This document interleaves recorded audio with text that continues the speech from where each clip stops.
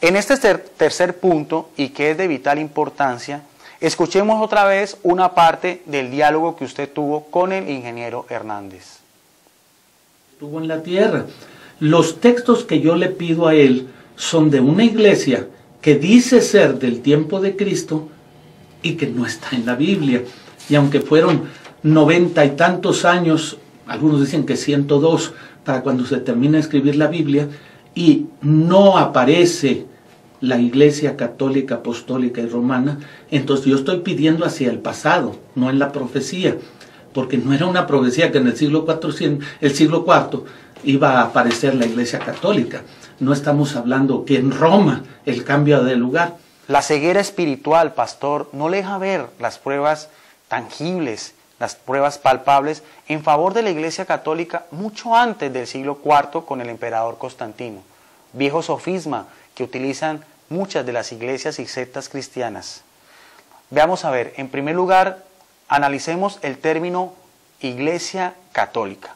Es verdad que no aparece textualmente Iglesia Católica, como tampoco aparece el término escritural Iglesia a la luz del mundo. Sin embargo, el término católica, que viene del griego katolikos, que quiere decir universal, sí encontramos referencias tanto bíblicas como históricas. Fue así como en el año 106, uno de los llamados padres apostólicos, San Ignacio de Antioquía, cuando escribe una carta a los católicos cristianos en Esmirna, una de las 6 cartas que escribió camino al destierro cuando fue martirizado, puso por escrito esta indicación: allí donde está Cristo Jesús, está la Iglesia Católica. Veamos entonces también la parte escritural, donde nos dice que la iglesia, la única y verdadera iglesia que iba a fundar Cristo Jesús, tendría la misión de dar a conocer el Evangelio o la buena nueva a todos los rincones de la tierra. Vamos a utilizar en esta oportunidad, al igual que en el transcurso de estas charlas, la Biblia Católica Latinoamericana, versión revisada del año 2005 de la editorial El Verbo Divino. La primera cita que vamos a leer la encontramos en el Evangelio de Mateo, capítulo 28, verso 19. Vamos a buscar entonces Evangelio de Mateo, capítulo 28, verso 19, una de las indicaciones que le da Jesús a los apóstoles antes de... Dice así: vayan pues y hagan de todos los pueblos, sean mis discípulos, bautícenlos en el nombre del Padre, del Hijo y del Espíritu Santo. La segunda referencia que nos habla de la catolicidad de la iglesia fundada por Jesucristo la encontramos en el libro de los Hechos de los Apóstoles, llamado el Memorial o el Testamento de los Apóstoles, en el capítulo 1, verso 8. Veamos también lo que nos dice la palabra de Dios en Hechos, capítulo 1, verso 8. Antes de regresar Jesús a la presencia del Padre, da esta indicación. Dice así: pero recibirán la fuerza del Espíritu Santo cuando venga sobre ustedes, y serán mis testigos en Jerusalén, en toda Judea, en Samaria y hasta los extremos de la tierra. O sea que la misión de evangelizar, la evangelización de llevar el nombre de Cristo y también su santa palabra, nos dice textualmente el libro de los Hechos de los Apóstoles, escrito por el evangelista San Lucas, que sería hasta todos los rincones de la tierra. Y finalizamos mirando otro texto que aparece en el libro de Apocalipsis o el libro de Revelación, en el capítulo 7, verso 9, lo que es ya la culminación de esta gran misión evangelizadora. Dice también en este texto del Nuevo Testamento el apóstol Juan: después de esto vi un gran gentío inmenso, imposible de contar, de toda nación, raza, pueblo y lengua, que estaban de pie delante del trono y el Cordero, vestidos con vestiduras blancas y con palmas en sus manos. Entonces ahí está, 3 textos bíblicos donde nos hablan de la catolicidad de la única y verdadera iglesia fundada por Cristo Jesús.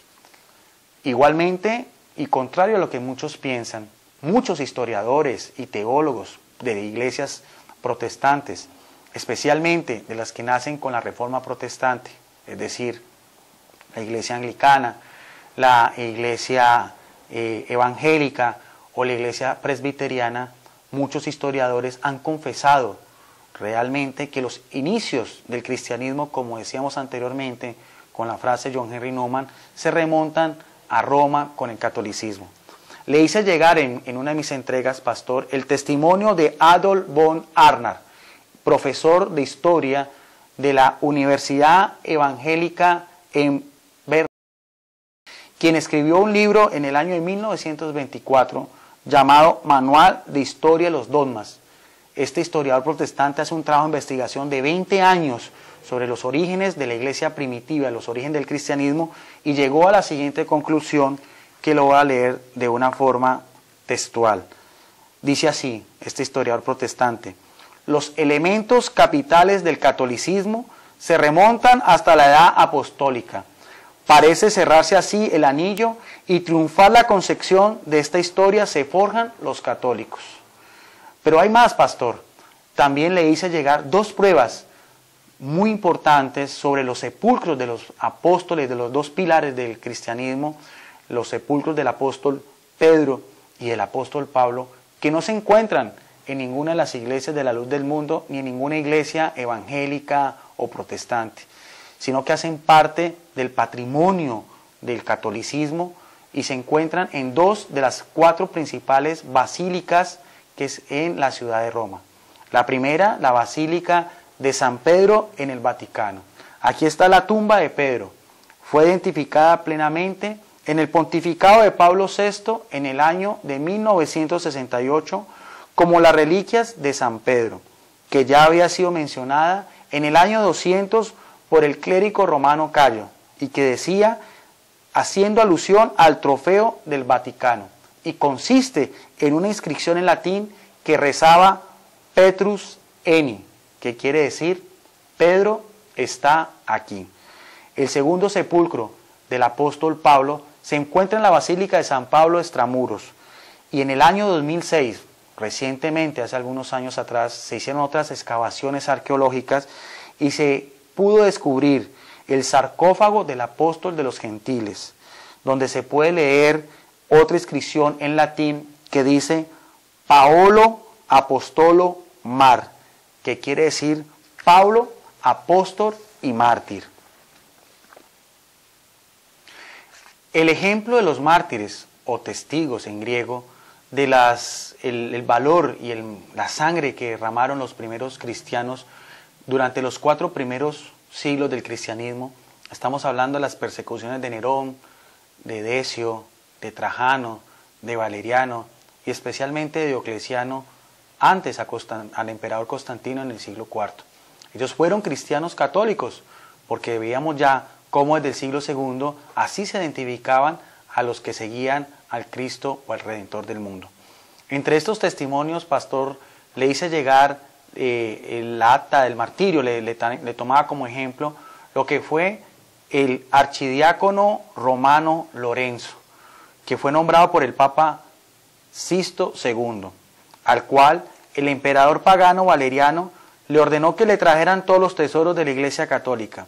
Y cuando el santo se presentó con todos los pobres, ancianos, viudas y huérfanos, le dijo: estos son los verdaderos tesoros de la Iglesia, por el don inestimable de la fe y porque ellos convierten nuestras riquezas en tesoros imperecederos.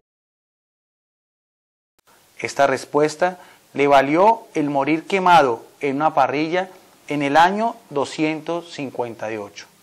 Por esa misma época, unos años antes, se hizo muy famosa una frase de uno de los padres de la Iglesia, Tertuliano, que decía: sanguis martyrium semen Christianorum. La sangre de los mártires es semilla de nuevos cristianos. Ante todo este caudal de evidencias históricas y arqueológicas en favor de la Iglesia Católica, usted, pastor, se limitó a tener una pobre y desilusionante respuesta en la cual se limitó a decir simplemente: romana se queda.